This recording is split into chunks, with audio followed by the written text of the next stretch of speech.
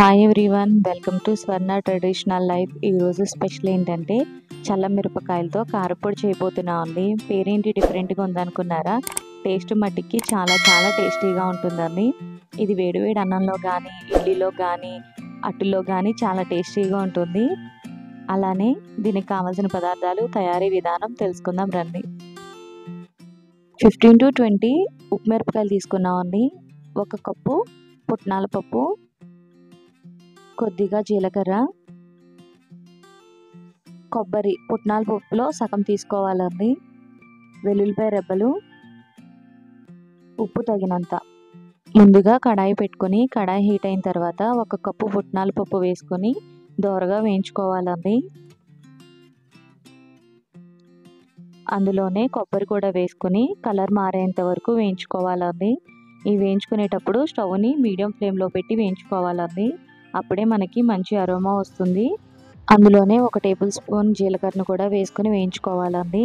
ఇవన్నీ పూర్తిగా వేగిపోయాయి. ఒక ప్లేట్లో తీసుకొని పూర్తిగా చల్లారనివ్వాలండి.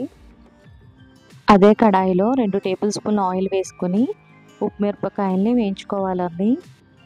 ఇవి వేయించుకునేటప్పుడు స్టవ్ని మీడియం ఫ్లేమ్లో పెట్టి వేయించుకోవాలండి.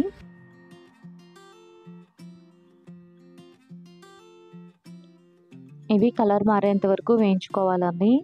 ఉప్పు మిరపకాయలు కూడా వేగిపోయాయండి. ఇవి కూడా ఒక ప్లేట్లో తీసుకుని పూర్తిగా చల్లారనివ్వాలి.